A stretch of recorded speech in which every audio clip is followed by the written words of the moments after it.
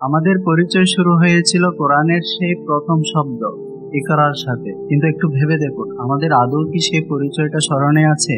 আমরা সেই জাতি যাদের কাছে শুধু এলেম ছিল না, বরং সেই এলেমের আলোয় পুরো পৃথিবী আলোকিত ছিল। যে যুগে মদের আসর ছিল ঘরে ঘরে, ইসলাম এসে সেটাকে হারাম করলো, দিল শিক্ষা, আখলাক, চরিত্র, আদর্শ। একটা ইগনোরেন্ট নেশনকে বানিয়ে দিল the most knowledgeable community on earth. যে সময় পুরা ইউরোপ জেহালতের অন্ধকারে ডোবা, তখন মুসলমানদের কাছে ফায়সালা করার জন্য আদালত ছিল, লাইব্রেরি, শিক্ষা প্রতিষ্ঠান।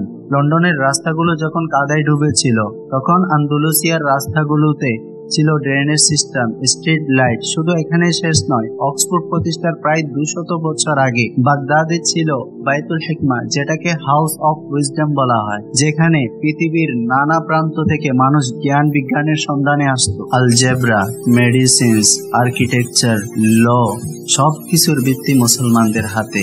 কিন্তু আজ আমরা সেই পরিচয়টা ভুলে গিয়েছি, কারণ ইতিহাস লিখে তারা যাদের হাতে কলম থাকে, কিন্তু এই উম্মত তাদের কলমটা হারিয়ে ফেলেছে।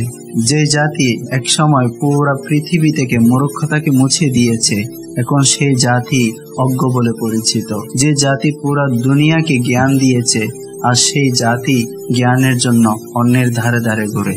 ইসলাম একটা শুধু ধর্ম নয়, এটা একটা পুরা সিভিলাইজেশন স্ট্রাকচার, সম্পূর্ণ একটা জীবন ব্যবস্থা।